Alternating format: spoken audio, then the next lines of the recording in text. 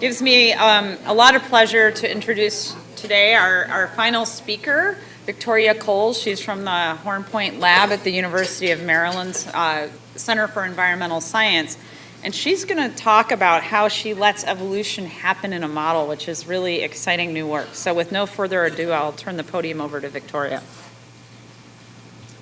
Thanks. Can you guys hear me? Just nod if the answer is yes. I usually speak loudly, so I'm super excited to be here and wrap things up with a little bit of a discussion of modeling evolution or dispersal. And I'm going to bring in just a couple of other studies, but for the most part, I'm going to focus on my own work, asking kind of this question of what comes first. Is the evolution of metabolic function the key driver of ocean biogeochemistry, or is it the specific evolution of the species that we observe in the ocean today?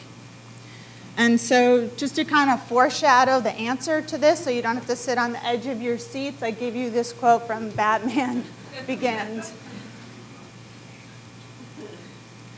So we actually kind of had a discussion of this in some of the preceding talks about key limitations in the functional group models that I and other people in the room have used over the last couple of decades for thinking about evolutionary processes. And so now I'm going to irritate both myself and a bunch of the modelers in the room by talking about just a few of those limitations. There's lots of limitations, but some of the ones that are problematic for thinking about evolution, of course, would be that we tend to group organisms into some kind of a biochemical functional group, and yet we know that there's a lot of diversity within those groups. This isn't a surprise to any ecologist in the room. There's not just diversity in terms of the sizes and shapes of the organisms, but even really diversity in the trophic level of a lot of the organisms that kind of carry out these biochemical transformations like silica uptake or calcification. And so how is it that, given this environment of change that we're anticipating, that we see over the past 200 years and going on into the future, that do we really expect that all of the individual organisms that make up a functional group are going to respond to pressures of changes in pH or ocean heat content the same way? So this has kind of been reinforced, I think, already by the previous speakers, and it's a problem for functional group modeling in general. Are we really confident that the parameterizations that we've made to kind of represent one diatom as this functional group, that this is going to be useful in a warming ocean? Actually, I'm not going to talk about this because I realize that I don't have very much time, but I wanted to just acknowledge that we were really inspired by the Darwin model that you guys have heard about already today, Mick Follows and Stephanie Dukiewicz's work, in thinking about how could we perhaps make a model that self-organized on the basis of metabolic function rather than species. And so we sort of posed this hypothesis. Was it possible that instead of building and constructing carefully organisms at the species level, maybe we could just build a library of metabolic functions and randomly assign them to mutants, modeled mutants. I love that word that Marianne Moran uses about the species in our model just because it sounds really cool. And so if we put these into a model ocean, will we get a reasonable basin biogeochemistry? It doesn't seem really very likely on the face of it, but it's possible. And so that's what we did. And we had this, some observational evidence that suggested to me that it might be possible. This is a paper that just looked at the differences in microbial films between two adjacent blades of macroalgae. And what they found was that the species on these two adjacent or several adjacent blades of macroalgae were totally different between the different leaves. So there was only like a 15% similarity in the species level. But when you looked at the metabolic function of those films, they were very similar. And so that's what you're seeing here is an MDS plot of the functional similarity between all of these different blades, which didn't share the same species at all, even though they were next to each other, and then the adjacent seawater having really different metabolic functionality. And so they called this the competitive lottery hypothesis. And we've already heard different kinds of black queen and red queen, so maybe I can have the Batman hypothesis at the end of this. But so I thought, well, okay, if this can work on seagrass leaves, maybe macroalgae leaves, maybe it works in a model. So I want to tell you just briefly how the model works. If I can figure, I might have to.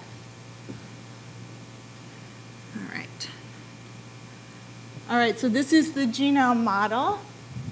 And the first thing that we do is randomly assign a size to an organism that we're building. And that size kind of it's going to set its allometric functional response properties. So each organism gets a different number of genes that it's going to be assigned. So a gene here is like a functional metabolic process. And so that's its complexity. And then we randomly allocate these genes to each organism depending on the complexity of that organism. So some get one kind of metabolic function, others might get many. And once we have this library of thousands of different species for each model run, which are randomly selected, we change the allometric function that an organism might get based on its size to compensate for the costs and benefits of each of the genes that the organism has gotten. So each gene has the same cost benefit across all of the organisms, but they affect it differently depending on what its original size and its other genome is. So then we plop the organisms into the numerical model. They move around. If an organism dies, then we have space for a new one. And so we put a new organism in if an organism essentially goes extinct over the entire model domain. And they self-organize into these communities, which I couldn't convince my animator might be intermingled. Because teenagers never listen. All right, so how did we assign these genes?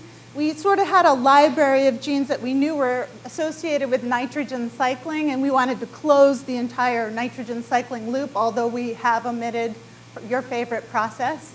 And then we also had observations from the region of the tropical Atlantic.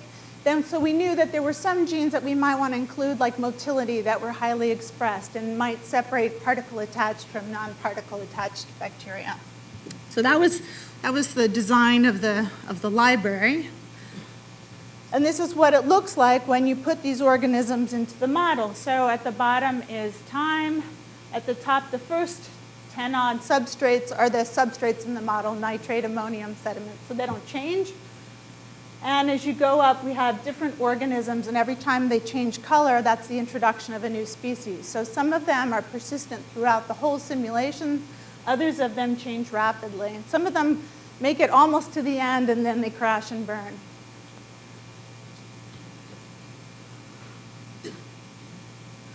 So one of the challenges in this model is that an organism might be both an autotroph and a heterotroph, right? We don't know what gene potential it was given, and so it's a little bit challenging to assign it chlorophyll, for example. And so what we've done is use satellite estimates of particle size distribution to compare with the model. And so the model on the right here essentially gives patterns that are reasonable compared with satellite estimates of particle distribution in the upper ocean. And this seems obvious that it should, because we started with an allometric distribution, and so if we didn't get the right answer, we'd be in trouble.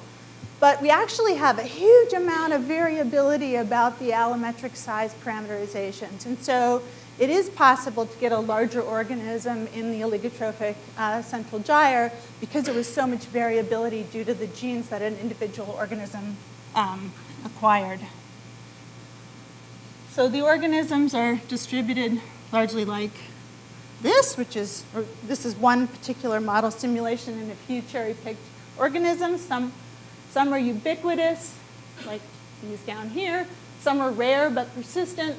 This one seems to like the Amazon river plume, but its friend up there will go and live in any river plume. So we have a lot of diversity in the different spatial niches, which is great because this is something that's kind of hard to achieve in a model. And this model, of course, we haven't really tuned because all of the parameterization was random. I think that this is an old version of this talk, so let's move along because I had to take lots of slides out because I was talking too long. So one of the things that we can do now is we can actually compare observations that we have in the model of gene copy number with direct observations of gene copy number that are in, that we collected observationally. And we can do that because we know the size of each organism, so we know its volume, so we can attribute its concentration in the model to a cell count number and assume one gene copy per organism. And so here what you're seeing are the gene copy number in the model for something that's, for a gene that's associated with aromatic compound degradation. And then the circles overlaid are actual observations of how many copies of that gene we saw in our field data. And then you see the same thing for AMTB, which is a gene associated with ammonia uptake. So we're getting relatively, let's say, order of magnitude right numbers, which is encouraging. For transcription, which is on the right here, so gene copies is just if you have the potential. Transcription says I'm doing this, right? These organisms are actually transcribing the process. We can't do direct one-to-one comparisons because rates of biochemical transformation and transcription are really challenging. But what we do is normalize the fields so that they go from 0 to 1, and we compare the normalized distributions. And so things are sort of upregulated in some places and downregulated in other. And I can't really talk about it much because it's not linked to evolution. And I want to get back to that question that I posed at the outset. So if we look along a vertical section here, these are the AMT transect data. And I'm going to show you the model along that same transect. So we're starting at the vertical section from 0 to 500 meters depth and from south to north. Sorry, there we go. And the first column are observations of nitrate, ammonium, nitrite, and AMOA. This is a nitrification gene copy number. And the next columns are 4 different model realizations, because I've been showing you one model run as though this was going to work perfectly in every run. But if we have a stochastic system, we have to evolve reasonable basin biogeochemistry in all of the different model runs. So here are 4 different options. And importantly here, there's no transformation of any substrate from nitrate to ammonia or from ammonium to DON or DON to ammonium that isn't mediated by an organization or an organism. So there's no linear transformation rates. An organism has to exist in the model to make every one of these patterns emerge. And so what we're seeing is that organisms organize into communities that make the transformations of nitrate to ammonia uptake by photosynthetic organisms, and that then are retransformed here. This is transcription for nitrification, so putting ammonium back to nitrate. The communities have to exist in the right place and time to make that happen in each of the model runs. So what that would be saying then is that our initial premise that it's the metabolic function library that sets this large-scale basin biogeochemistry and not the specific organisms that evolve in the model. And so I wanted to look at this. Sometimes we do insert an organism into the model that shakes things up just a little bit. So these are just 5 different model runs moving along the axis. There's interannual variability in the model, and so you see some differences with time.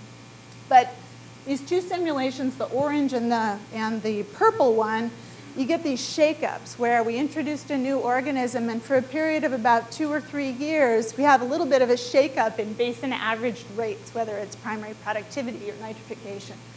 But then you see that that damps out in about 2 or 3 years.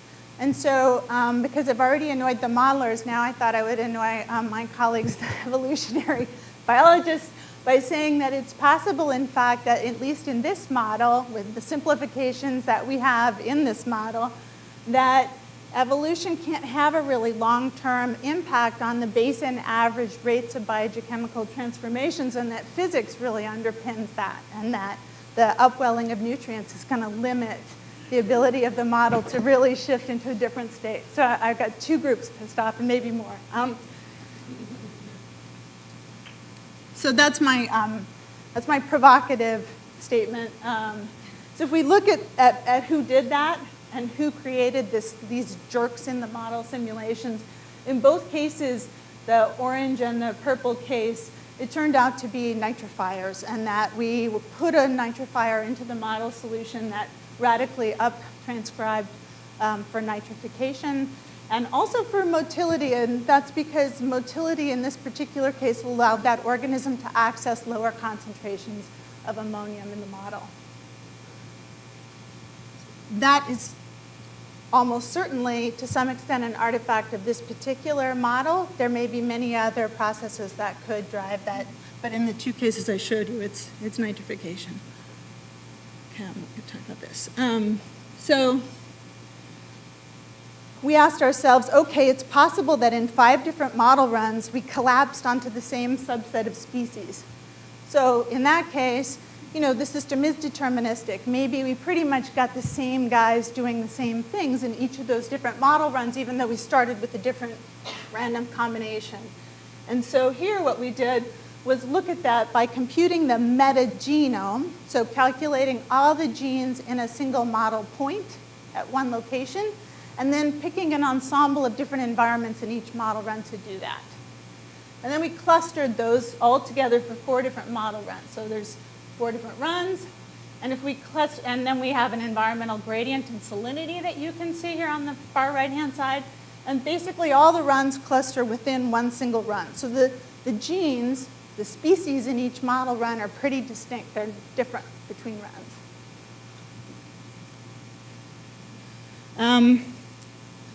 Except that we can pick out some similarities, but again, I'm sorry, I'm talking too long, so ask me afterwards about that. However, when we look, instead of at the metagenome, when we look at the metatranscriptome, so now we're saying, let's combine all the metabolic functions at a single point in the model and look along this environmental gradient in salinity. And then let's cluster those runs again. What we find is really different.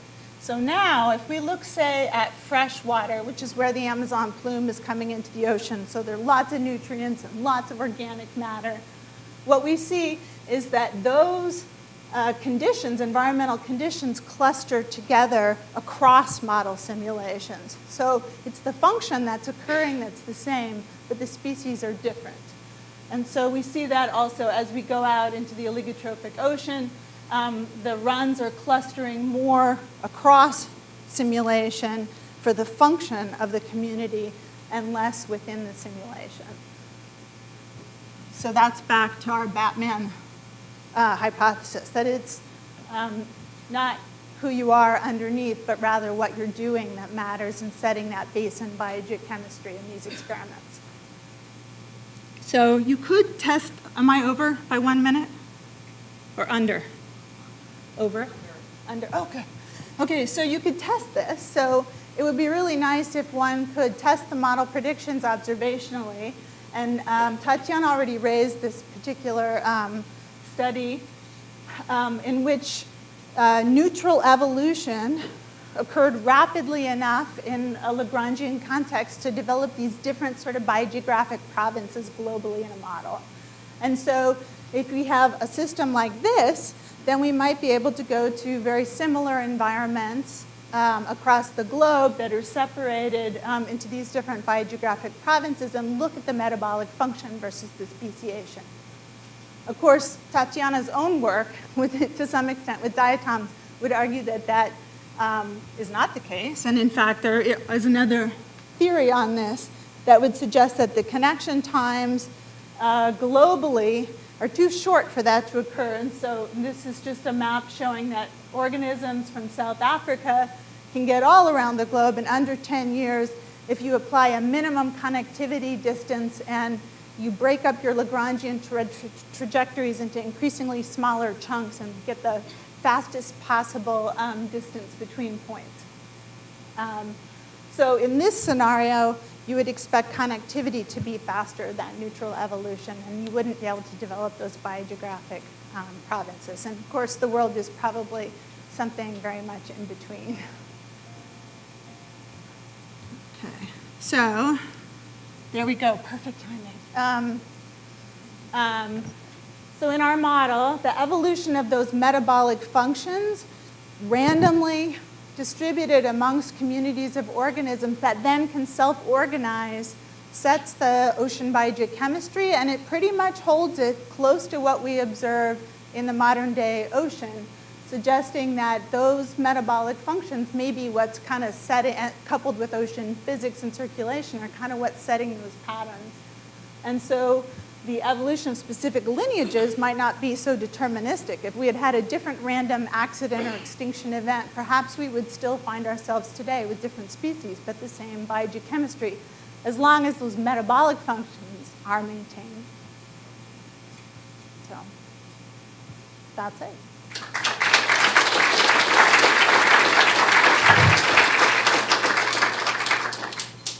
We have time to ask Victoria questions, and then we'll ask our panel members if we need for discussion. Is there a... I could repeat them.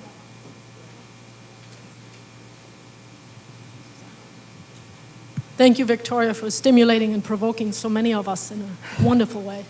I was wondering, very early on in your model, you randomly assigned capacities to your organisms, but then you went back to taking an average. And if you incorporate the intraspecific variability that we talked about this morning so much, or heard so much about, someone so nicely phrased it as a anything goes ocean, then you would have individual lineages that can do a lot. So if you broaden the capacity, what's your estimate that would do for upscaling the role of species in your model rather than functional groups? Well, each individual species in the model does, in fact, I'm not totally sure I understand your question yet, Susanna. Each individual species does move and interact, and interestingly enough, I was sort of musing on these interactions. Of course, they each produce metabolites. We only have a few, but they produce them, and then the other ones use them. So they're interacting to some extent in this black queen hypothesis manner because they're dependent, each one, on the production of some other, whether it's organic matter or ammonium by other organisms. I think as the perspective that I'm presenting here is very biogeochemically oriented. It's extremely clear to all of you, of course, that there are keystone species that krill in the Antarctic might be kind of an obvious one. That if you had produced some other organism that was very different, you might not recover the same basin biogeochemistry in that area. So I'm not throwing away totally the idea, the concept of species as being important, but this approach worked in this domain. Yeah.